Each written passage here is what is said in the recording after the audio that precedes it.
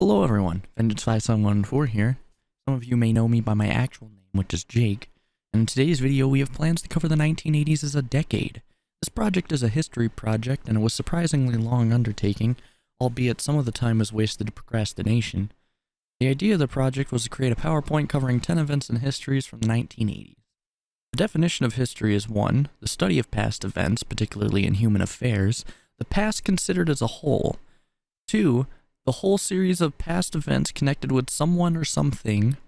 And 3. A continuous, typically chronological record of important or public events or of a particular trend or institution. By this definition, I am covering the events of the 1980s as recollected by my family members. These are moments in their lives where they have been impacted forever, hence why they remember it 40 years later. I have to give credit to my dad for helping with research and providing some media for this project. I definitely have to give credit to my grandparents for helping with some of the trivia involved as well. So let's get into it. How about we start with technology? In no particular order, the 1980s are responsible for the modernization of personal computers. My grandparents had a TRS-80, which stands for Tandy Radio Shack, to which my grandparents both operated a Radio Shack before. The Model 3 released in the 80s and was discontinued soon after due to an updated policy on electromagnetic interference. One of the final updates to its software before its discontinuation was a note stating, "Joe, you rummy buzzard," on an unused disk sector, which is definitely a joke message left by one of the programmers in the beta version, but it was accidentally included in the production version. My father had a, and I quote, Packard Bell 35 CD 486 enhanced to 586. Now in 1986, Benny Allergen, Larry Metz, and a group of other Israeli investors bought the American former radio and television set brand from Teledyne and resurrected it as a manufacturer of low-cost personal computers. Their computers were among the first IBM PC compatibles sold in retail chains such as Sears. Additionally, it had less than a gigabyte of space. Comparatively, my iPhone 6S Plus has 64 gigabytes of space on it. His computer had a 66 megahertz speed. Here's another comparison for you. My computer has a 3.5 gigahertz processor, meaning I have roughly 53 times the computer power that computer did. Additionally, it had a CD-ROM, but also in 3.5 and 5.25 floppy disks, which at this point were done away with. Now here's one I thought about. About those big, bulky, ugly Motorola cell phones. I mean, just look at them. Ugh. Why are the numbers on the outside? Is this advertisement asking you to be on the phone and drive? Anyway, before I lose my mind, let's move on to some of the gamers of the era. That's what this channel is known for, right? Let's talk about Frogger. According to the 1981 issue of the Computer and Video Games magazine, which reviewed the arcade game in 1981, they called it one of the most popular new generation of arcade games, which is getting away from space themes. Everyone in my family has had an experience with the game, which in my eyes is definitely a highlight because nowadays there's so many games that no one has played the same thing. In other news of 1980s video game hits, we have Pac-Man. Pac-Man was one of the highest grossing video games of the decade. It was an instant hit due to its simplicity, but also holding a challenge for the more skillful, or perhaps having enough time on their hands. My father states that his favorite game in the 80s was a game called Conan. It was for the Apple II, which was a new computer at the time. In this game, the player controls Arnold Schwarzenegger as the muscle-bound warrior in his new costume for the movie Conan the Destroyer. Despite attempting to make the two connected, the game has little to do with the movie. The idea of the game is that Conan attacks an evil man named Volta in his castle fortress. Conan is armed with 10 boomerang swords. From time to time, Conan may be aided by an avian ally, as he attempts to defeat Volta's sinister hordes, which included bats, scorpions, giant ants, fire-breathing dragons, and floating eyeballs. In the game, Conan does not jump, he somersaults. If he falls, he launches into a dive.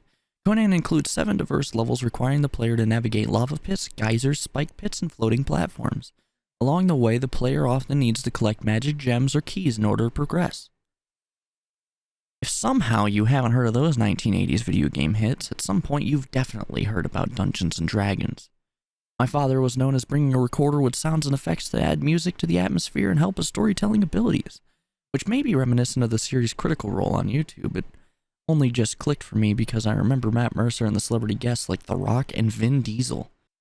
If I recall, my grandfather remembers his character even to this day. It was a ranger who was named after President Bush, but in reverse, so like, Sub?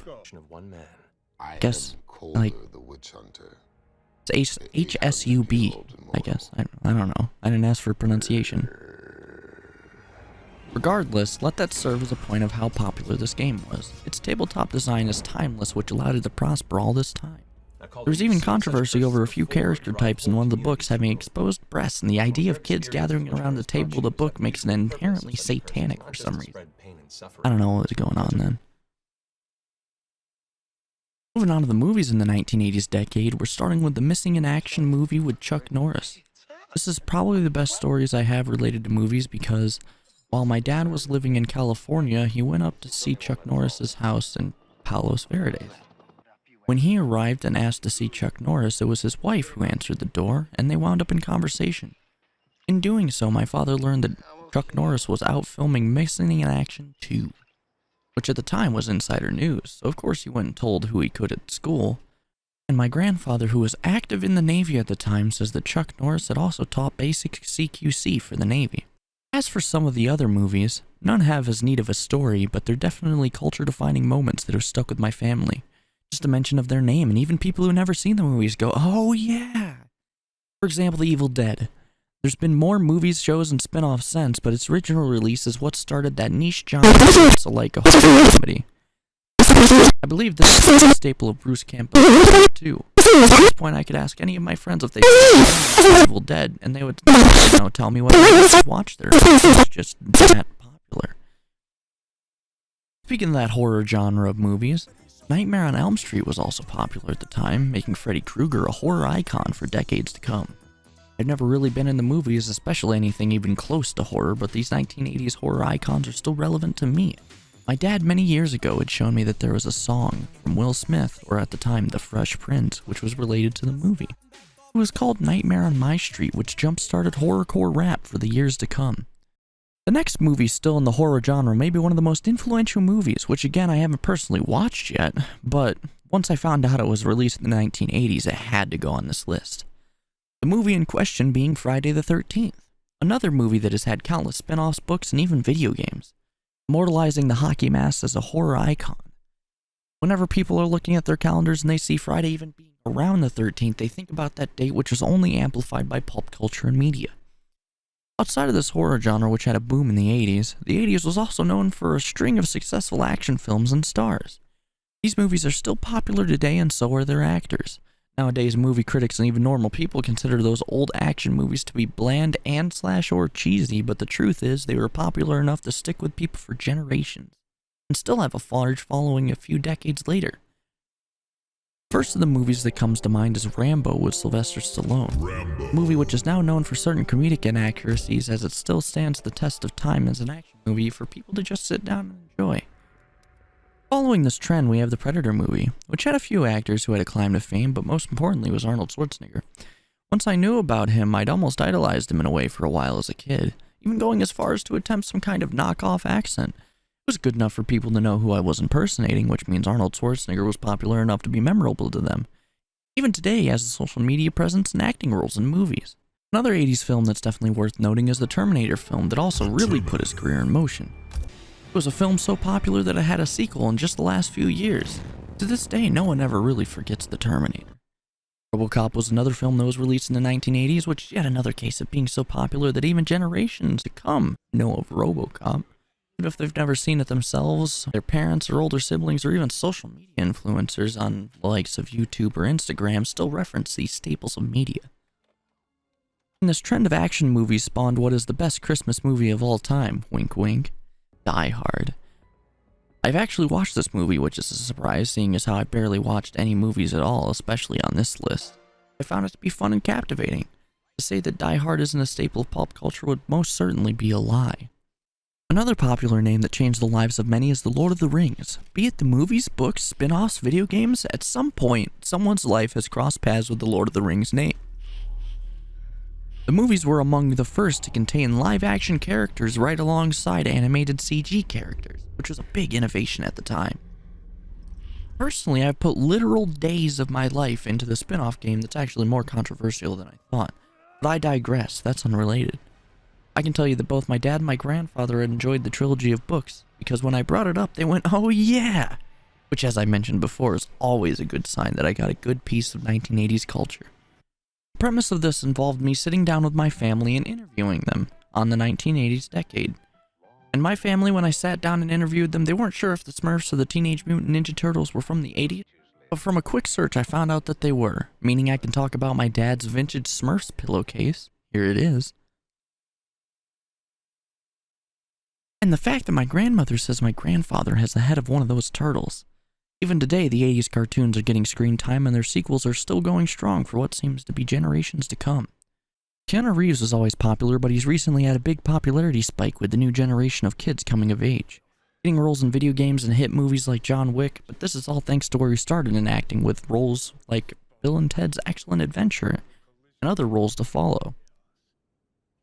After looking at some clips of the Bill and Ted movie, I realized how hilariously 80s it was. Had the movie come out now, critics over the world would have cried. I grew up with a video game that had Kiefer Sutherland in it, so I was surprised to see his popularity stem from some of the roles that started his career back in the 80s, like this. I've not heard of the movie myself, but just a small clip of it seemed quite interesting.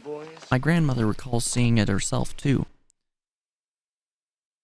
Moving on from the movies into the music of the era, it is no doubt that music affected media and pop culture forever.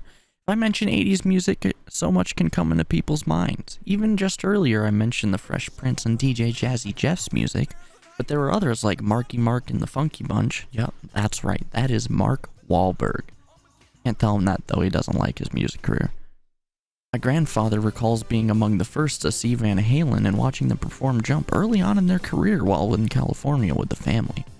It's very interesting to hear about how they watch and witness these pop culture giants rise to fame.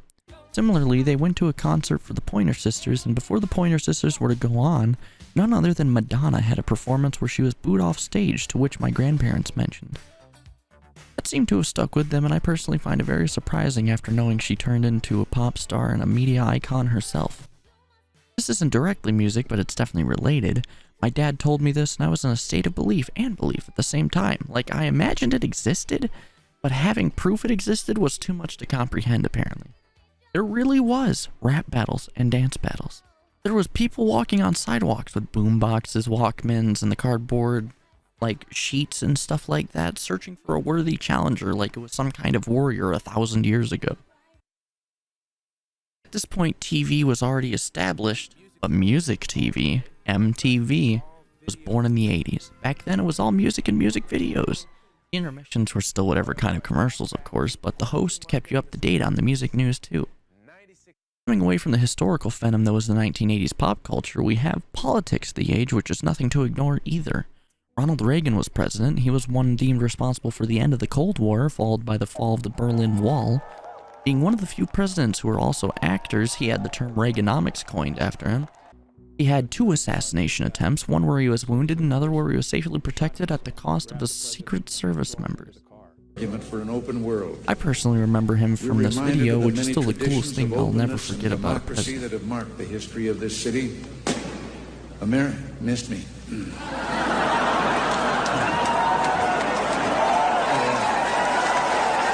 And in a way, he still has a media presence, seeing as how he was in the newest Call of Duty title, which is a video game giant and a social media giant as a whole. Family closely remembers the catastrophe that was the failure of the NASA Challenger shuttle.